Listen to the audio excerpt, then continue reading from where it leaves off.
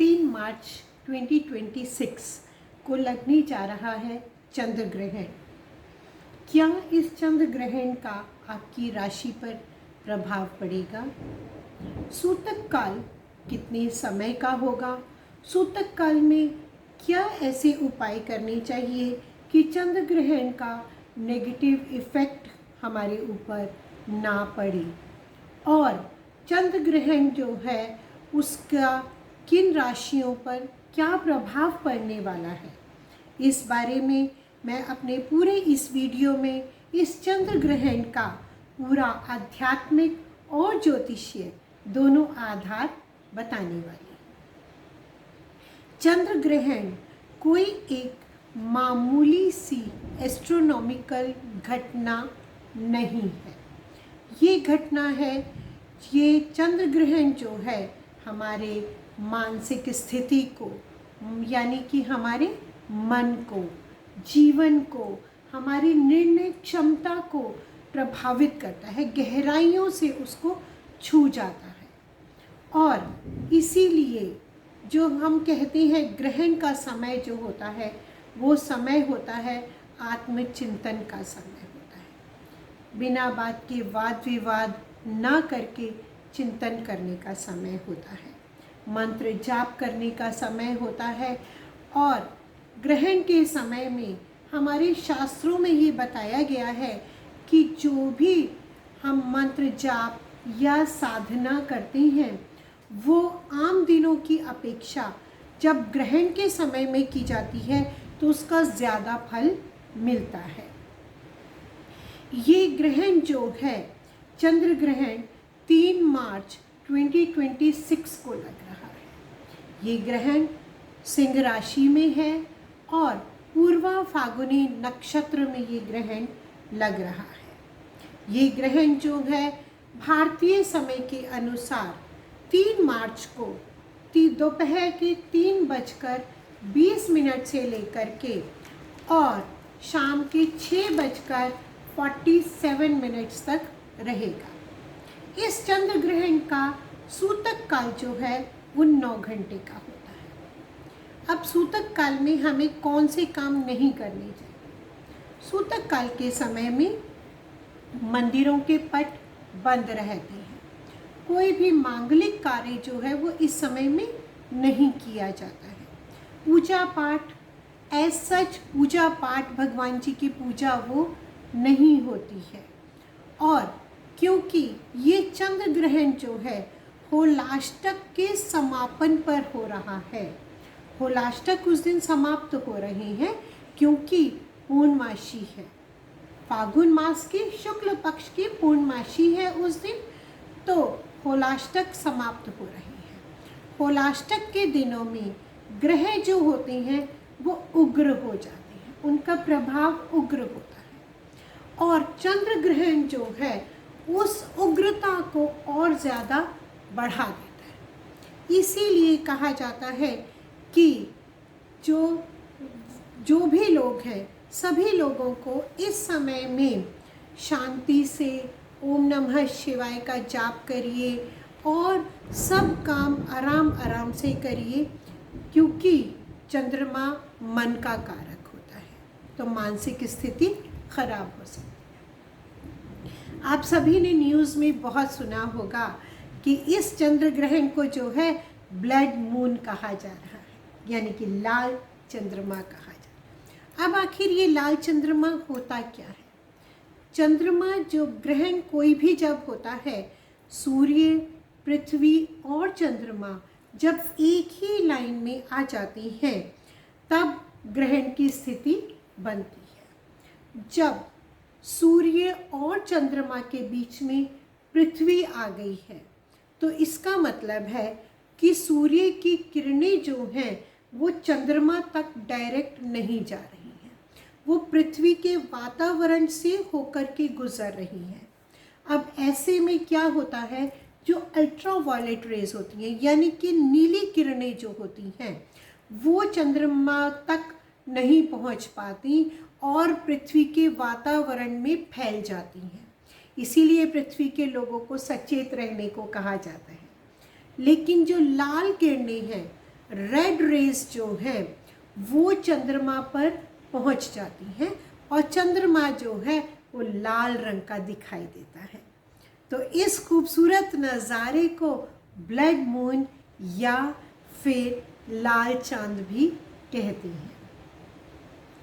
ऐसे में जब ग्रहण का समय चल रहा है, ऐसे में हमें पूजा पाठ तो करना ही है, अपन कुछ भी मंत्र का जाप करना है, साधना करनी है, लेकिन अगर यही पूजा पाठ, यही मंत्रों का जाप हम अपनी राशि के अनुसार करते हैं तो उसका नेगेटिव इफ़ेक्ट कम हो जाता है और पॉजिटिव एनर्जी हमारे अंदर बहुत तेज़ी से मूव करने लगती है। मैं आपको बताती हूँ, हम राशि के अनुसार, यानी कि राशि वो होती है जहाँ चंद्रमा मौजूद होता है। आपके हॉरोस्कोप में जिस राशि में चंद्रमा है उसे हम राशि कहते हैं।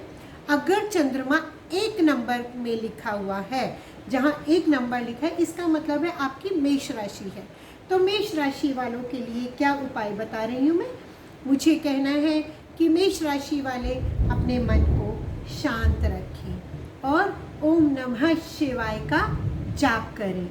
जितना मैक्सिमम हो सके ओम नमः शिवाय का जाप करिए और ग्रहण समाप्त होने के बाद आप कोई भी गुड़, लाल रंग का फल या फूल जो है उसका दान कीजिए। इससे आपको मानसिक शांति मिलेगी। अगर चंद्रमा जहाँ पर है वहाँ 2 नंबर लिखा हुआ है, इसका मतलब है कि आपकी वृषभ राशि है, टॉरस राशि है। आपके लिए जो मंत्र है वो मंत्र है ओम श्राम श्रीम श्रौम सह चंद्रमसे नमः। इस मंत्र का जाप कीजिए और ग्रहण समाप्त होने के बाद आपको क्या करना है, दूध, चावल या सफ़ेद फूल का दान कीजिए। देखिए, धन संबंधी कोई भी समस्या होगी वो तुरंत दूर हो जाएगी। मिथुन राशि, अगर आपकी चंद्रमा जहाँ पर बैठा है आपके हॉरोस्कोप में 3 नंबर लिखा हुआ है तो आपकी मिथुन राशि है। मिथुन राशि के लोगों को क्या करना है, गायत्री मंत्र का जाप करना है। जितना मैक्सिमम हो सके आप गायत्री मंत्र का जाप कीजिए और ग्रहण के बाद हरी मूंग, हरी सब्जी, हरे रंग का वस्त्र जो है उसको दान कीजिए। और देखिए, आपके विचारों में क्लैरिटी आएगी, आपका डिसीजन पावर जो है वो भी स्ट्रॉन्ग हो जाएगा। अब हम बात करते हैं कर्क राशि, यानी कि अगर आपके जहाँ चंद्रमा है वहाँ पर 4 नंबर लिखा हुआ है तो आपकी कर्क राशि है, जो कि चंद्रमा की अपनी राशि है। आपकी अपनी राशि का स्वामी चंद्रमा ग्रहण की अवस्था में है तो आपको बहुत सावधान रहने की ज़रूरत है। आपके लिए जो मंत्र है वो मंत्र है रोहिणी शाह सुधा मूर्ति सुधा गात्रः सुधा शनाः विषम स्थान संभूताम पीड़ाम हरति मे विधुः। इस मंत्र का जितना ज़्यादा से ज़्यादा हो आप जाप कीजिए और ग्रहण के बाद खीर का दान कीजिए। ग्रहण से पहले खीर बना के रख लीजिए, ग्रहण के बाद खीर का दान कीजिए। सिंह राशि, सिंह राशि में चंद्र ग्रहण लग रहा है। जैसा मैंने पहले भी आपको बताया कि ये चंद्र ग्रहण सिंह राशि में पूर्व फागुनी नक्षत्र में लग रहा है। सिंह राशि के लोगों को क्या करना है, ओम सूर्याय नमः का जाप कीजिए, दुर्गा कवच का पाठ करिए और ग्रहण समाप्ति के बाद आपको गेहूं का दान करना चाहिए। उससे क्या होगा कि आपकी स्वास्थ्य से संबंधित जो हेल्थ से रिलेटेड आपकी प्रॉब्लम्स हैं या फैमिली रिलेशंस में जो टेंशन्स हैं वो दूर हो जाएंगी। अब हम बात करते हैं कन्या राशि की, यानी कि अगर आपके हॉरोस्कोप में 6 नंबर लिखा हुआ है तो आपकी कन्या राशि है, वर्गो राशि है। वर्गो राशि के लिए जो मंत्र है वो मंत्र है ओम ब्राम ब्रीम ब्रौम सह बुधाय नमः। आप इसका मैक्सिमम जितना हो सकता है आप उतना जाप कीजिए और ग्रहण के बाद हरे रंग का कोई भी सब्जी, फल या हरे रंग का वस्त्र जो है वो दान कीजिए। उससे देखिए कि आपके स्वास्थ्य से संबंधित जो भी समस्या होगी उसमें सुधार आएगा और आप बहुत जल्दी स्वास्थ्य लाभ को प्राप्त कर पाएंगे। अब हम बात करते हैं तुला राशि के बारे में, यानी कि अगर आपके हॉरोस्कोप में जहाँ चंद्रमा ग्रह बैठे हैं वहाँ 7 नंबर लिखा हुआ है तो आपकी राशि है तुला, यानी कि लिब्रा राशि है। आपको करना क्या है, आपको महालक्ष्मी जी को प्रसन्न करना है। उसके लिए श्री सूक्त का पाठ कीजिए और ग्रहण के बाद सफ़ेद मिठाई का दान कर दीजिए। उससे देखिए पारिवारिक जीवन में सुख शांति आएगी, बैलेंस बना रहेगा और जीवन सुखमय हो जाएगा। वृश्चिक राशि, यानी कि अगर आपके हॉरोस्कोप में जहाँ चंद्रमा है वहाँ 8 नंबर लिखा हुआ है तो आपकी स्कॉर्पियो यानी कि वृश्चिक राशि बनती है। और वृश्चिक राशि के लोगों को करना क्या है, हनुमान चालीसा का पाठ कीजिए और उसी के साथ आपको करना है संकट मोचन हनुमान अष्टक को भी पढ़ना है। इसके ग्रहण के बाद आपने लाल मसूर का दान कीजिए और देखिए आपके मन में जो डर, भय या नेगेटिविटी की भावना भरी हुई है वो एकदम दूर हो जाएगी, उसका प्रभाव बिल्कुल समाप्त हो जाएगा। धनु राशि, जी हाँ, अगर आपकी हॉरोस्कोप में जहाँ चंद्रमा है वहाँ 9 नंबर लिखा हुआ है तो आपकी धनु यानी कि सेजिटेरियन राशि बनती है और आपके लिए मंत्र है ओम ग्राम ग्रीम ग्रौम सह गुरुवे नमः। इसका जाप कीजिए और जब ग्रहण समाप्त हो जाता है उसके बाद केला और चने की दाल का दान आपके लिए बहुत अच्छा रहेगा। मकर राशि, मकर राशि के लोगों को शनि की राशि है। मकर राशि अगर आपकी कुंडली में जो हॉरोस्कोप में जहाँ पर भी 10 नंबर लिखा हुआ है तो इसका मतलब है आपकी मकर राशि है। चंद्रमा अगर 10 नंबर पे है, मकर राशि है जो कि शनि की राशि है, तो आपको ओम शम शनैश्चराय नमः का जाप करना है।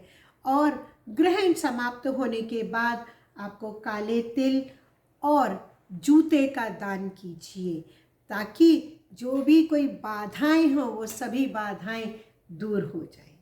अब हम बात करते हैं कुंभ राशि, यानी कि अगर चंद्रमा 11 नंबर पर है तो आपकी कुंभ राशि बनती है। कुंभ राशि भी शनि की राशि है। आपको शनि देव का मंत्र करना है ओम नीलांजन समाभासम रविपुत्रम यमाग्रजम छाया मातंड संभूतम तम नमामि शनैश्चरम। इसका जाप कीजिए जितना मैक्सिमम हो सकता है। और ग्रहण समाप्ति के बाद जो भी ज़रूरतमंद अगर कोई दिखाई देता है उसको काले रंग का वस्त्र दान कीजिए। अब हम बात करते हैं मीन राशि की, जहाँ पर शनि मौजूद है। मीन राशि की हम बात करते हैं। मीन राशि गुरु की राशि मानी जाती है और मीन राशि के लोगों के लिए जो मैं मंत्र लेकर आई हूँ, आपको जाप करना है ओम नमो भगवते वासुदेवाय। इसका जाप कीजिए और ग्रहण समाप्ति के बाद पीली मिठाई का दान कीजिए। आपके लिए हर तरह के सुख समृद्धि लेकर के आने वाला है। जो प्रेग्नेंट लेडीज़ हैं, एक्सपेक्टिंग लेडीज़ जो हैं, महिलाएं जो गर्भवती महिलाएं हैं, उनको ग्रहण के समय ज़्यादा सावधान रहने की ज़रूरत है। उनको करना क्या है, ग्रहण के दौरान घर के बाहर नहीं निकलिए। कैंची, चाकू यानी कि धारदार किसी चीज़ का इस्तेमाल नहीं करिए, उसको अवॉइड कीजिए।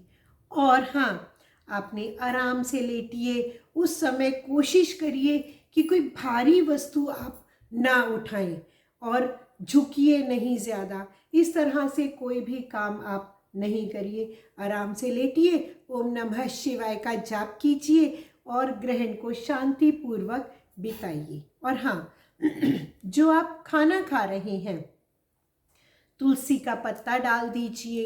पानी पी रहे हैं उसमें भी तुलसी का पत्ता डाल करके पानी पीजिए, वो अमृत का काम करेगा आपके लिए। ग्रहण का समय जो है ये डर का समय नहीं होता है, ये समय होता है जागरूकता का और सही उपाय करके नकारात्मकता को समाप्त करके सकारात्मक ऊर्जा के संचार का समय होता है। अगर आपको ग्रहण से संबंधित और भी कोई जानकारी प्राप्त करनी है तो आप कमेंट बॉक्स में लिखिए और मैं आपको वो जानकारी तुरंत उपलब्ध कराऊंगी। जय चंद्रदेव। ओम चंद्राय नमः। Thank you.